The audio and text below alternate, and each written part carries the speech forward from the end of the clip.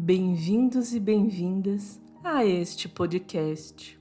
Eu farei aqui a leitura de alguns capítulos do livro Mulheres que Correm com os Lobos, da autora Clarissa Estés. No momento, eu vou fazer uma leitura acompanhada com discussões, informações e percepções do que está dentro do escrito desse livro. Eu sou a Lúcia Troina, arte-terapeuta, professora de arte, trabalho com espiritualidade, arte e terapias energéticas e convido a todos vocês para aprofundarmos no universo feminino e selvagem.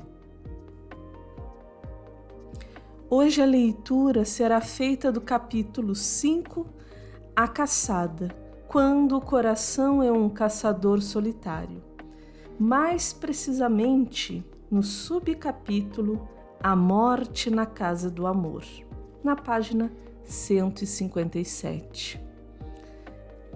Este subcapítulo, este texto, ele vai trazer dentro desse conto, que ele é baseado no conto A Mulher Esqueleto, e esse conto ele traz a respeito dos relacionamentos amorosos, como a gente se entrega, como a gente se coloca nesse movimento de se relacionar com o outro, como a gente se permite e como a gente conduz o relacionamento.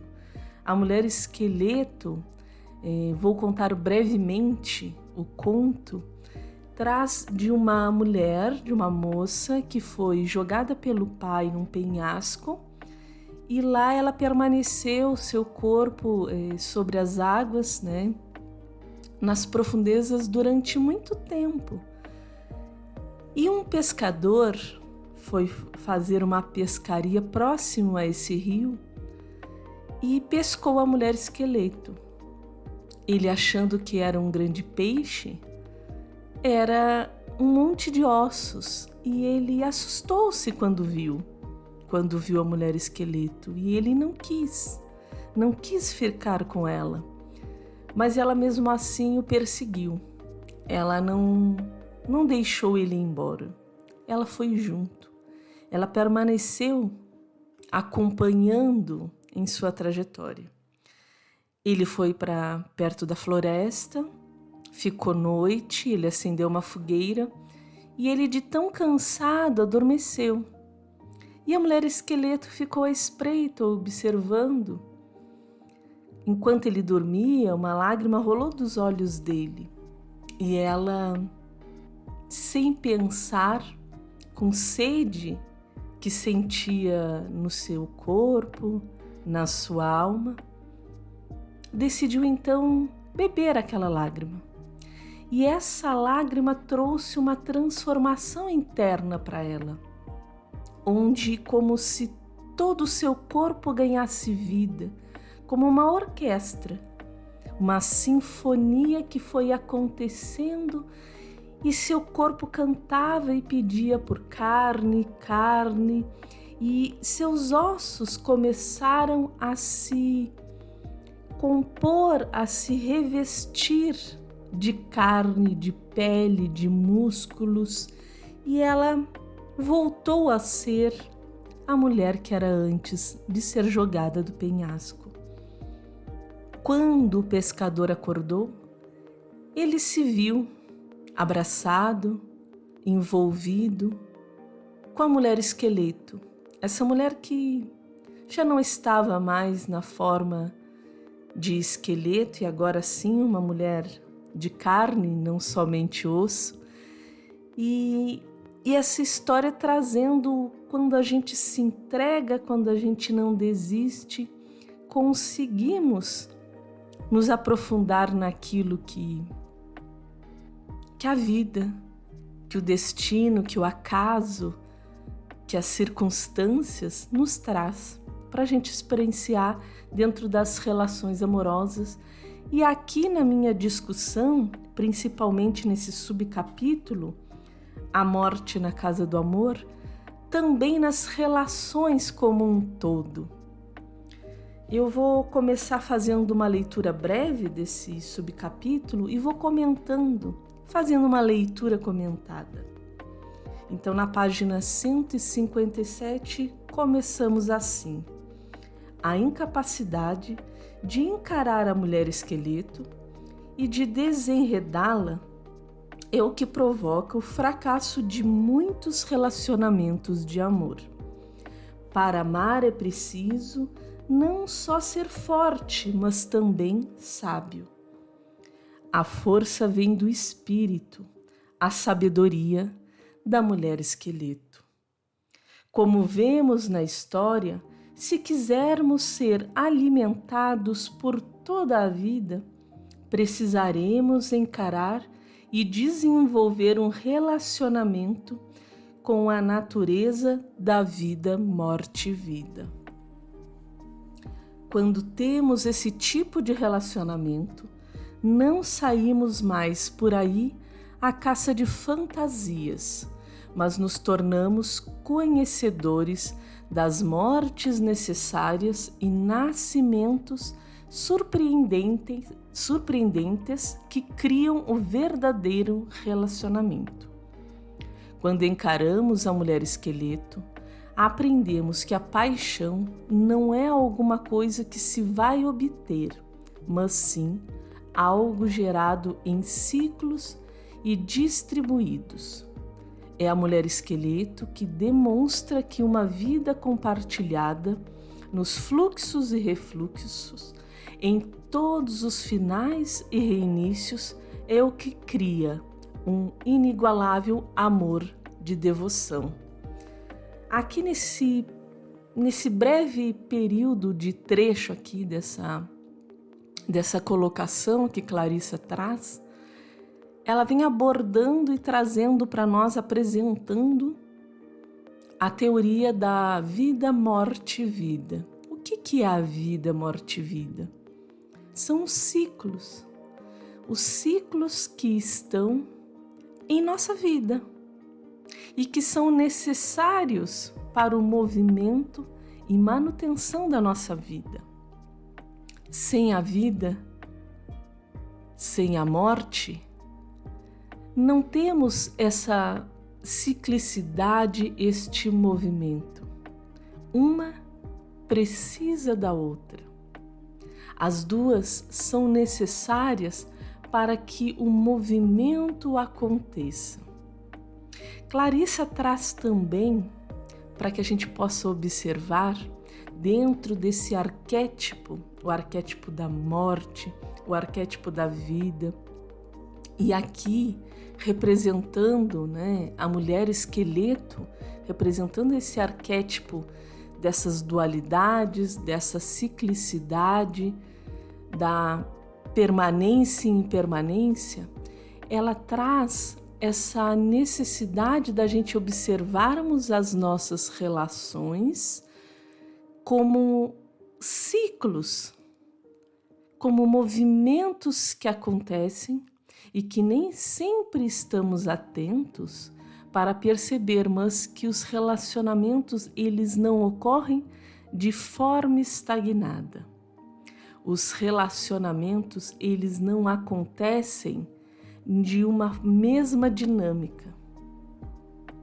Os relacionamentos são interações interpessoais, ou seja, onde dois ou mais indivíduos, aqui vamos trazer dois, onde dois indivíduos se escolhem se relacionar, trocar, interagir. E quando a gente percebe que são duas pessoas, estas duas pessoas possuem particularidades. Essas duas pessoas possuem um histórico de vivência. Ninguém chega cru, chega novo num relacionamento sem antes ter uma experiência dentro das relações. Mesmo que seja o primeiro namorado, o primeiro marido, o primeiro amor, ainda assim, não é a nossa primeira relação. As nossas relações, elas começam a acontecer antes mesmo do nosso nascimento. A nossa primeira relação, ela acontece no ventre da nossa mamãe, quando ali estamos nos relacionando com este ambiente que é um outro ser, que funciona de uma outra forma diferente da nossa. E quando nascemos e começamos a interagir tanto com a mamãe e depois com o papai em sua grande função relacional dentro dessa triangulação amorosa, digamos assim, também traz as suas particularidades, nos ensina a respeito do desapego, da desconexão, do levar-nos a conhecer que existe um mundo além da mamãe. Então as relações, elas começam a acontecer ali, quando nascemos. Quando começamos a perceber a figura masculina dentro das nossas vidas, a figura feminina dentro das nossas vidas.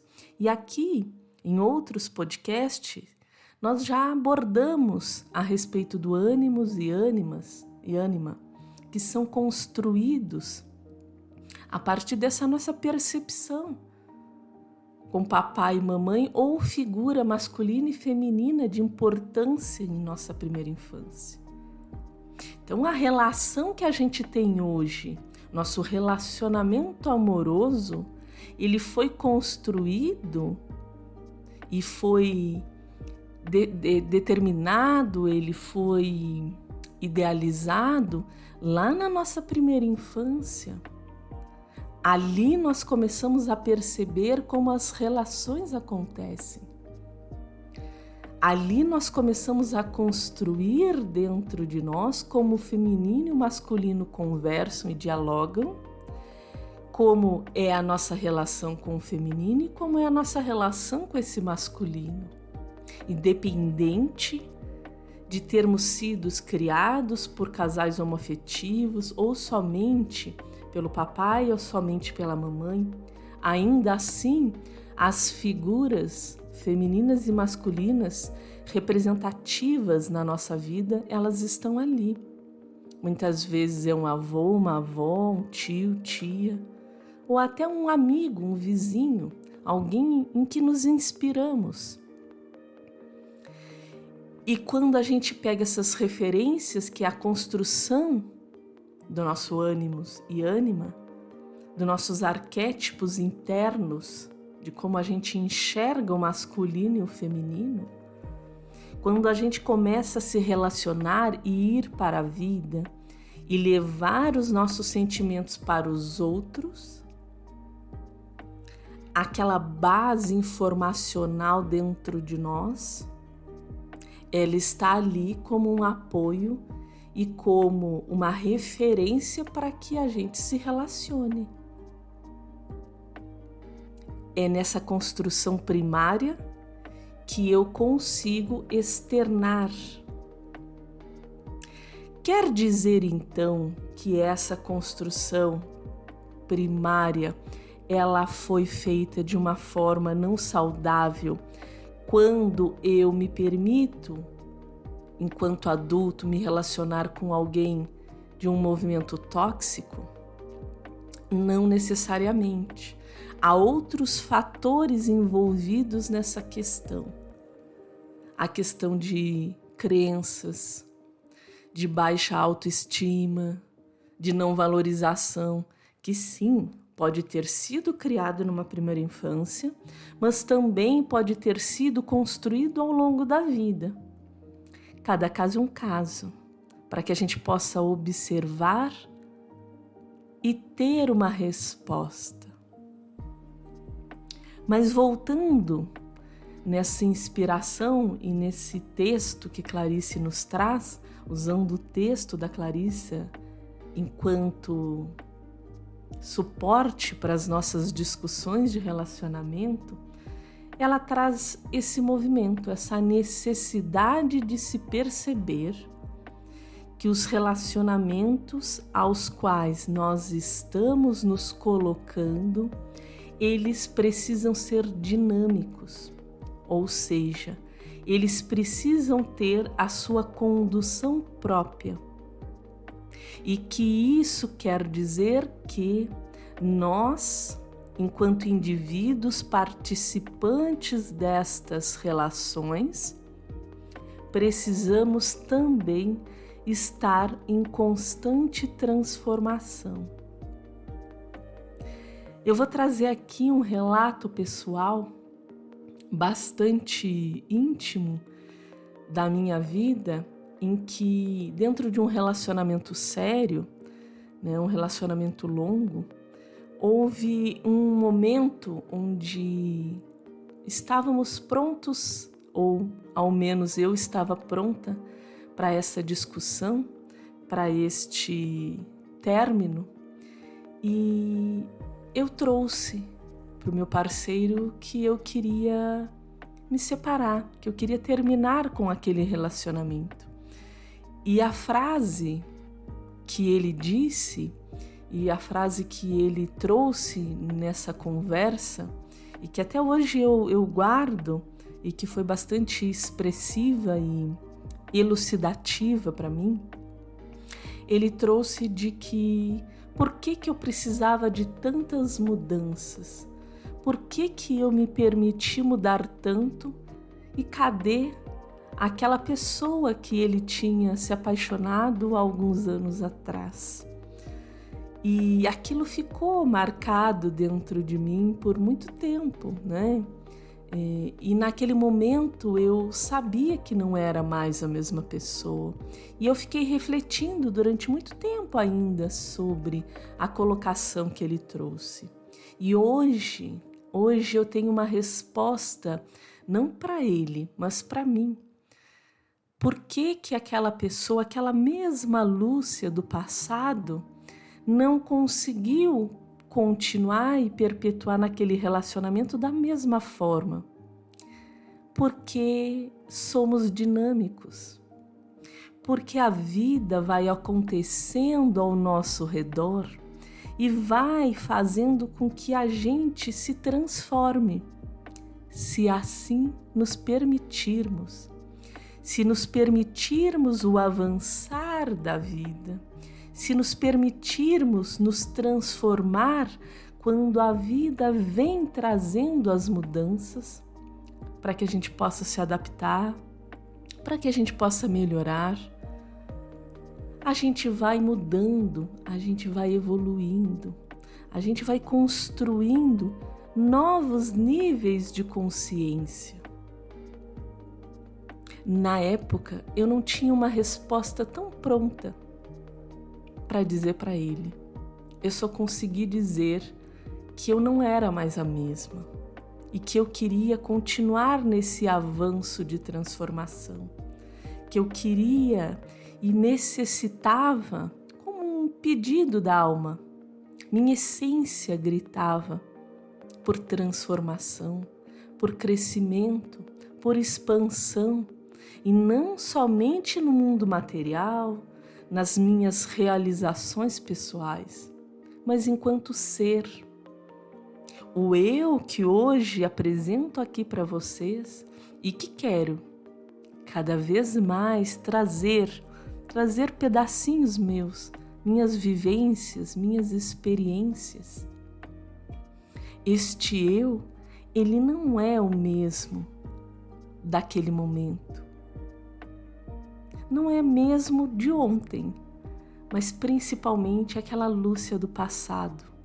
Aquela Lúcia do passado passou por uma grande transformação, por um grande processo de morte,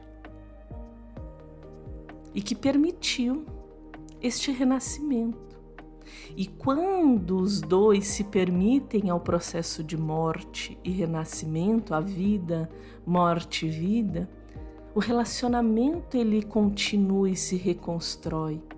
Existem várias micromortes dentro do relacionamento, vários finais e vários inícios.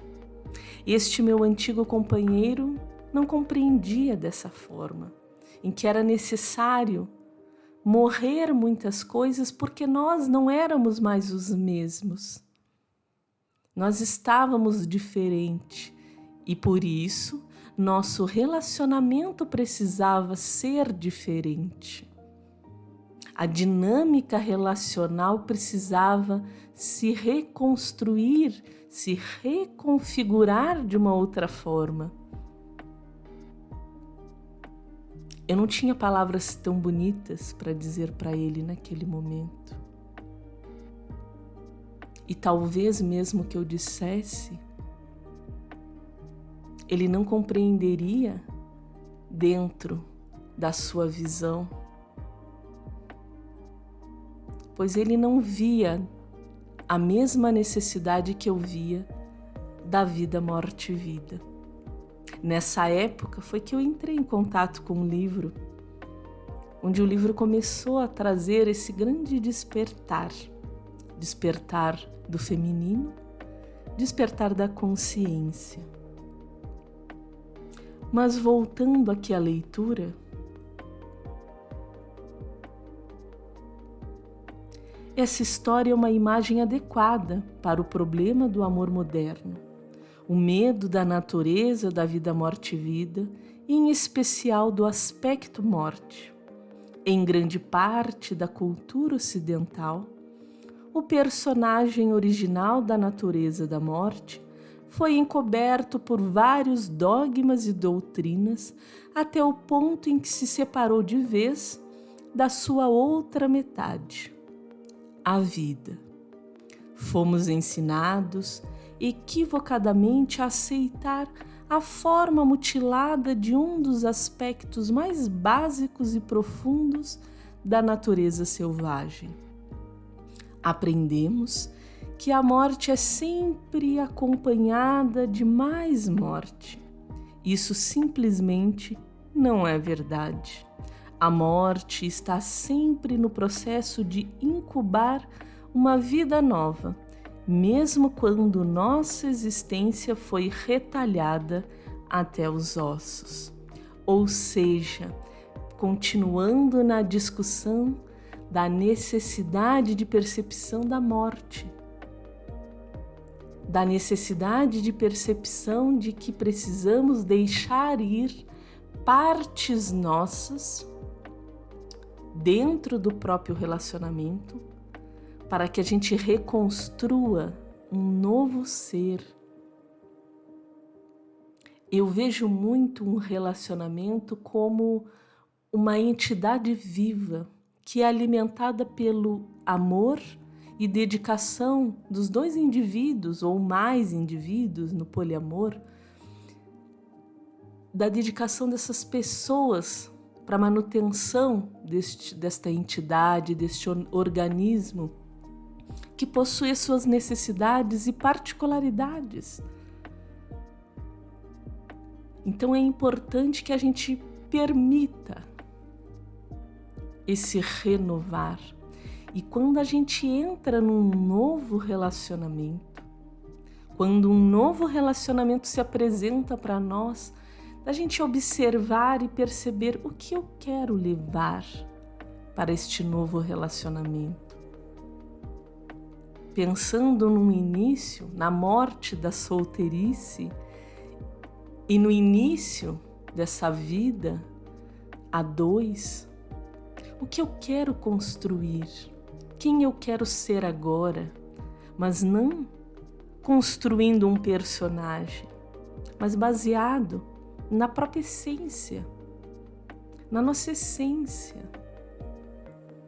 Quem eu quero ser dentro desse relacionamento? De repente, é deixar ir as minhas máscaras, os personagens que eu sustento na vida lá fora, no cotidiano, mas quando alguém entra na minha vida de uma forma amorosa, romântica, eu olhar para isso e escolher mostrar-me quem sou. E esse mostrar-me quem sou é dar o meu melhor, mas também mostrar a minha dualidade, as minhas sombras. No próximo subcapítulo, Clarissa vai abordar os estágios, as etapas do relacionamento, e ela fala sobre isso, sobre mostrar os meus ossos, mostrar o que sou por detrás, por debaixo dessa pele, dessa carne, as minhas entranhas. E ali oferecer ao outro e deixar que ele escolha, que ela escolha. Quero ficar porque agora sei quem você é, por baixo dessa pele, por baixo do que me mostra, do que eu consigo ver, o que está além daquilo que eu vejo. E a gente se permitir se mostrar, se despir, se abrir, se reconstruir, se destruir e se refazer. E aqui eu falo em modos de funcionamento. Não abandonar a nossa essência, porque não é possível o abandono da essência. Quando a gente permite estar num relacionamento em que não consideramos a nossa essência, este relacionamento tem um prazo de validade, ele está afadado ao fracasso, porque a gente não tem forças para sustentar tanto tempo um personagem, mesmo em que acreditamos que este personagem seja nós mesmas. Aqui no mundo espiritual a gente fala muito dessa construção do ego e de apresentar aquilo no nosso cotidiano e na matéria. E que nem sempre essa apresentação daquilo que somos realmente somos, mas sim para pertencer, para cumprir protocolos,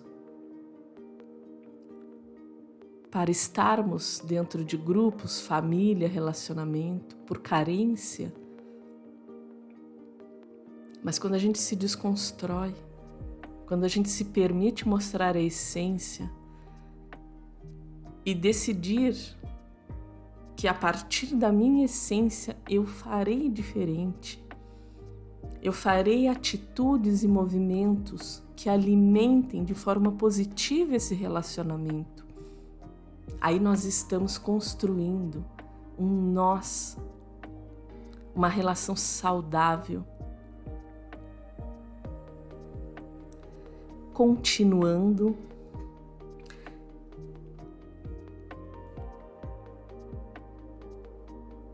em vez de considerar os arquétipos da morte e da vida opostos, devemos encará-los juntos como o lado esquerdo e o direito de um único pensamento. É fato que dentro de um único relacionamento amoroso existem muitos finais. Mesmo assim, de algum modo e em algum ponto, nas delicadas camadas do ser criado, quando duas pessoas se amam, existe um coração e um alento. Enquanto um lado do coração se esvazia, o outro se enche. Quando uma respiração termina, outra se inicia. Se acreditarmos que a força da vida, morte e vida não tem mais nenhum papel depois da morte, não é de se estranhar que alguns seres humanos tenham pavor do compromisso. Eles têm um medo horrível de passar por um final que seja. Não conseguem suportar a ideia de passar da varanda para os aposentos do interior da casa.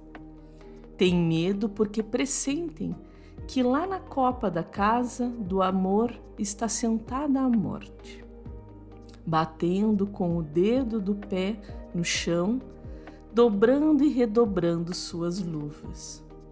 Diante dela está uma lista de tarefas.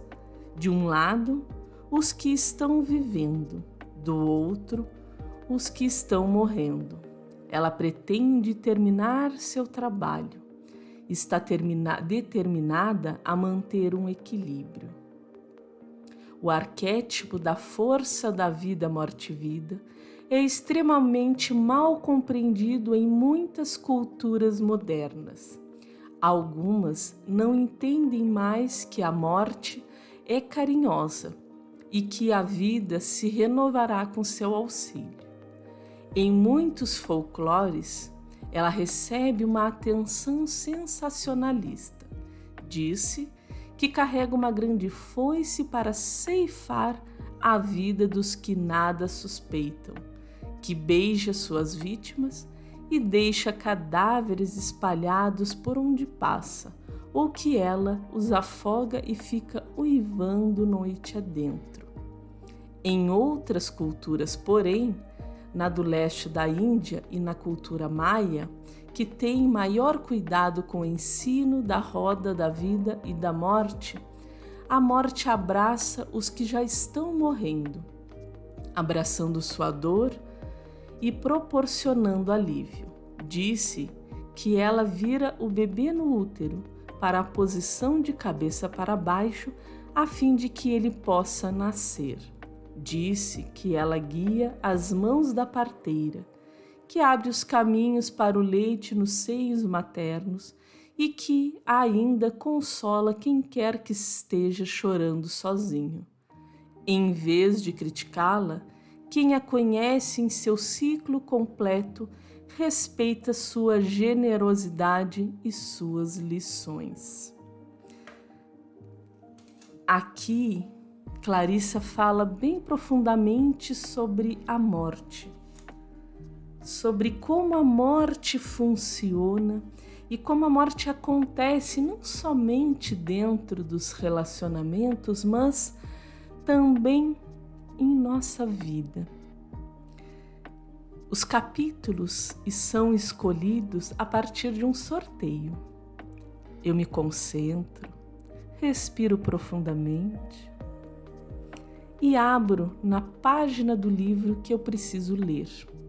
Eu leio, eu estudo um pouco, eu medito, eu trago uma conexão com os meus mestres e mentores para que eu possa trazer as informações de uma maneira muito clara, de uma maneira bem profunda e que toque a alma de vocês que estão ouvindo.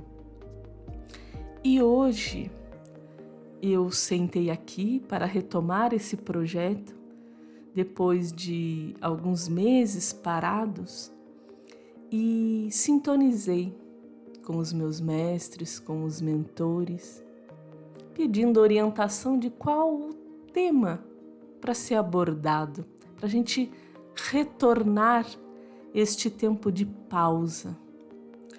E esse foi o capítulo, A Morte na Casa do Amor. E nesse momento que Clarissa traz sobre a morte como um todo, eu percebo que as sincronicidades da vida são cada vez mais maravilhosas.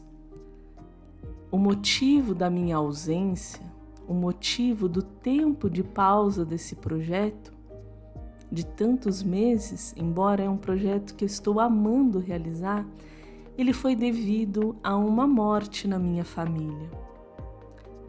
E sair esse tema tão profundo, esse tema tão delicado, me trouxe uma inspiração e uma vontade de falar ainda mais sobre a morte e sobre a vida.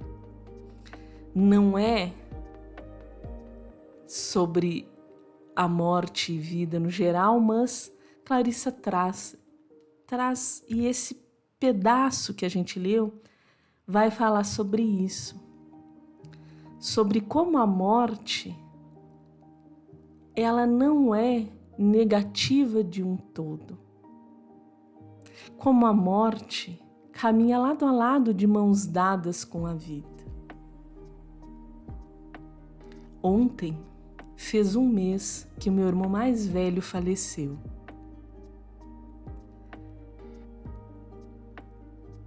Confesso que ainda sinto saudades, que ainda sinto muita tristeza a respeito do que aconteceu. Mas eu não sinto dor, eu não sinto remorso, eu não sinto arrependimentos, porque sei e porque entendo dos processos da vida, da morte e da vida. O meu trabalho é um trabalho que se baseia nestes ciclos, que se baseia entre estar na carne, encarnado, e estar desencarnados. A minha família, como um todo, meu pai, minha mãe, meus irmãos, nós sempre tivemos esse conhecimento espiritual, esse entendimento de que a morte não esgota a nossa vida e que a vida não se baseia apenas em estar encarnado. A vida é a oportunidade de experiências do espírito em qualquer plano de existência, sendo na 3ª dimensão, na 4ª, na 5ª. Então, esse entendimento traz um conforto e uma certeza de que tudo está bem, de que tudo está acontecendo e ocorrendo da forma em que precisa ser. E que a morte, ela não é uma ceifadora de vidas, de que a morte não tem aquele aspecto negativo e que traz muito mais morte, dor e sofrimento. Mas a morte é um processo necessário, assim como a vida é um processo necessário. Os ciclos acontecem o tempo inteiro. Os ciclos, a vida, a nossa existência está em grande mudança e transformação.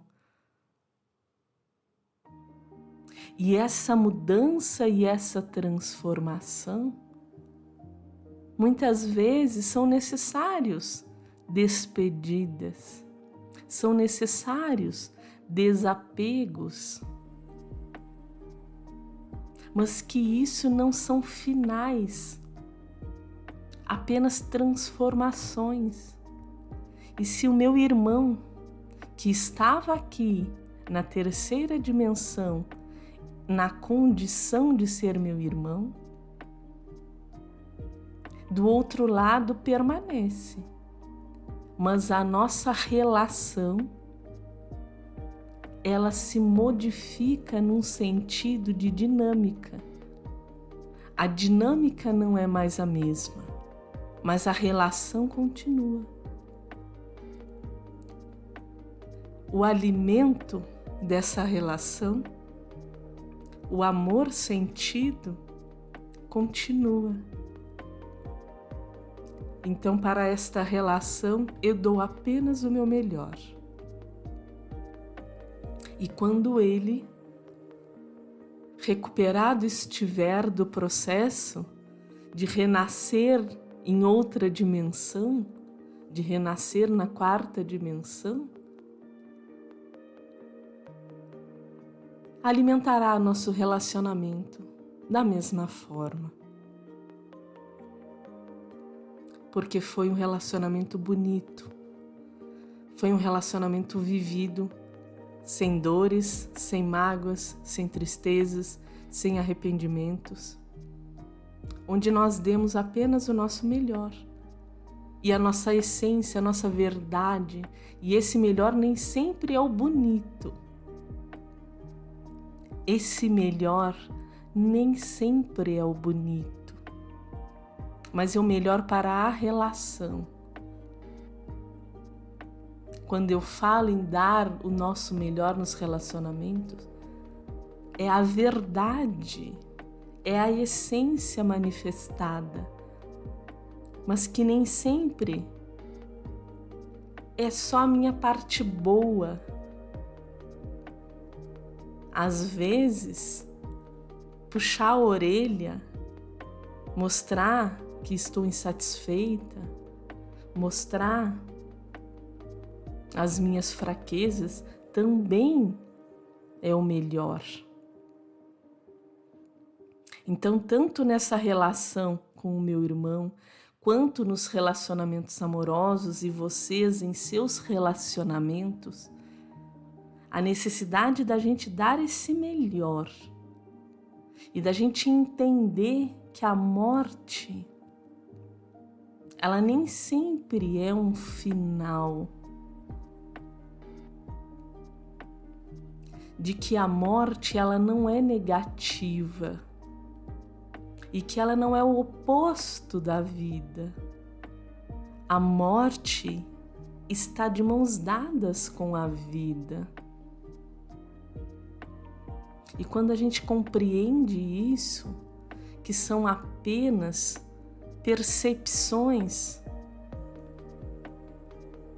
e não finais, a gente consegue começar a enxergar a vida de uma forma diferente. Passar por tudo isso que eu e minha família passamos nesses últimos 45 dias, porque ainda teve o tempo dele hospitalizado, passar por tudo isso e finalizar num processo de morte trouxe para mim uma percepção diferente da vida. Me sinto ainda mais viva e com vontade de viver. Eu não sei quanto tempo terei. Nós não sabemos quanto tempo teremos. E quando a gente traz essa paixão pela vida, essa honra e respeito e gratidão pelas oportunidades de experiência neste aqui e agora, a gente honra a vida e honra a morte. E honra os relacionamentos aos quais estamos inseridos. Então, a morte na Casa do Amor, o título, é sobre isso. A Casa do Amor é o amor que tenho pelo meu irmão. E essa morte que se apresentou não é o fim, mas uma oportunidade de uma nova vida, de um novo jeito de viver. E Clarice continua trazendo para nós grande parte do nosso conhecimento da natureza vida, morte, vida é contaminada pelo nosso medo da morte. Portanto, nossa capacidade para acompanhar os ciclos da natureza, da vida, morte e vida é muito frágil. Essas forças não fazem nada a nós. Elas não são ladrões que nos roubam aquilo que prezamos. Essa natureza não é um motorista irresponsável que destrói o que valorizamos e foge em alta velocidade. Não, não. As forças de vida, morte e vida fazem parte da nossa própria natureza, como uma autoridade interna que sabe os passos, que conhece a dança da vida e da morte. Ela é composta pelas partes de nós mesmas que sabem quando algo pode e deve nascer e quando deve morrer. Trata-se de um mestre profundo, se ao menos aprendermos seu ritmo. Rosário Castellano, poeta e mística mexicana, escreve acerca da entrega às nossas as forças que governam a vida e a morte. Dá-me la muerte que me falta, dá-me a morte que me preciso. Os poetas compreendem que não há nada de valor sem a morte. Sem a morte não há lições. Sem a morte não há o fundo escuro contra o qual o diamante cintila. Enquanto aqueles que são iniciados não têm medo da morte. A cultura, muitas vezes, nos incita a jogar a mulher esqueleto pelo penhasco abaixo, não só por ela ser apavorante, mas também porque demora muito para que aprendamos a lidar com ela. Um mundo desalmado estimula cada vez maior rapidez na procura desenfreada daquele único filamento que parece ser aquele que arderá imediatamente para sempre. No entanto, o milagre que estamos procurando leva tempo. Tempo para encontrá-lo, tempo para trazê-lo à vida. A busca moderna pela máquina do movimento perpétuo equivale à busca de uma máquina de amor perpétuo.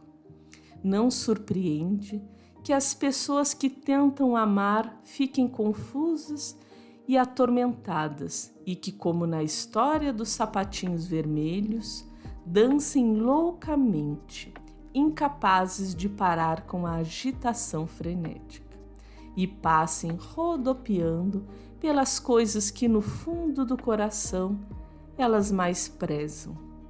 Existe, porém, outra maneira, melhor, que leva em consideração as fraquezas, os medos e as singularidades do ser humano e, como ocorre com tanta frequência nos ciclos da individuação, a maioria de nós simplesmente se depara com ela por acaso. Então, sobre o final, a Clarissa traz para nós sobre esse medo em que nós temos a respeito de nos entregarmos, o medo da entrega, o medo da vulnerabilidade, de estarmos apaixonados. Muitas vezes a gente sonha e quer ter alguém junto a nós, quer encontrar um parceiro, uma parceira, alguém que nos complemente, que nos apoie, que seja nosso amigo, nossa amiga. Mas mesmo assim, a gente se mantém fechados, com o medo de não dar certo, o medo de se entregar e perceber que aquela pessoa não está cuidando do nosso coração o tanto quanto gostaríamos. Mas a vida não há garantias. Na vida é preciso a entrega. É preciso que o nosso coração esteja disponível para o amor. O amor, ele é doado. Amor é dar, é movimento. E dentro do relacionamento, quando damos esse amor, recebemos em tamanha proporção. Algo interessante a ser observado é o que estamos recebendo dentro dos nossos relacionamentos. Trazer como uma projeção, um exercício bastante comum dentro da psicologia, é perceber o que eu estou recebendo. Pode estar muito alinhado com aquilo que eu estou doando. Às vezes penso que eu estou aberta, que eu estou entregue. Mas muitas vezes meu coração ainda está fechado. Muitas vezes eu tenho medo de me entregar, de me abrir e de ser amada. na grande maioria, na percepção dos clientes que chegam para mim, o maior medo não é de amar, mas sim de ser amada, de ser amado. Porque amar, eles fazem, às vezes até demais, às vezes até pessoas que não correspondem a esse amor. Mas o quanto eu me permito ser amada, ser cuidada, isso exige vulnerabilidade, tirar as couraças, tirar as minhas carnes, me permitir ficar só no osso e mostrar a minha mulher esqueleto, mostrar-me o que eu falei o tempo todo aqui, o mostrar-nos para o outro, e principalmente para nós mesmos. O quanto de permissão nós temos em nos relacionar conosco mesmo, em nos ouvir, em nos respeitar, em receber de nós nosso cuidado, nosso carinho, nosso amor. O quanto a gente ignora a nossa mulher esqueleto e buscamos no outro que ele ou ela nos aceite a nossa mulher esqueleto ou que veja apenas aquilo que é bom,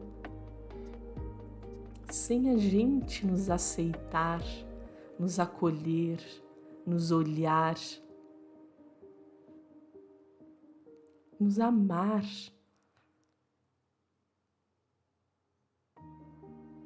Hoje, o podcast é sobre amor, sobre a permissão desse amor nos ciclos da vida. O quanto eu permito a entrega, a vulnerabilidade, o acolhimento, a imperfeição, tudo isso é amor.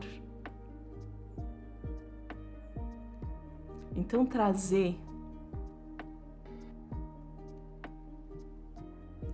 isso para os nossos relacionamentos, começando com o relacionamento conosco mesmo, é permitir que estes ciclos da vida, morte e vida, aconteça. A gente não guardar o coração por tanto tempo. Para quê? Para quem? Quem sabe não somos nós mesmos que estamos precisando desse amor, dessa entrega. Vamos começar conosco, estender ao outro, aos nossos parceiros, parceiras, todas as nossas relações e ao coletivo.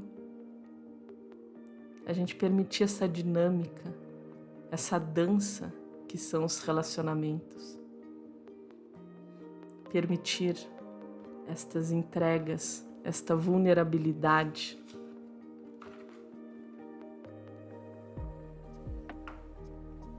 E isso faz parte, como Clarissa frisa aqui no final, faz parte dos ciclos do nosso autoconhecimento, da nossa percepção, e que talvez, a gente esteja tão agitados, tão enlouquecidos, com tanto medo, a gente está buscando tanto aí e está passando tão rápido daquilo que a gente mais busca,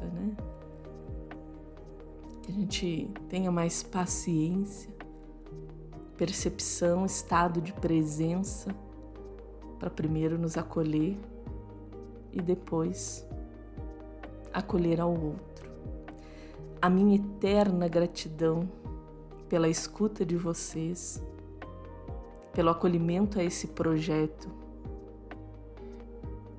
que me faz tão bem em apenas falar, e comentar com vocês um assunto, um livro tão querido, que me trouxe tantas transformações e é meu livro de cabeceira.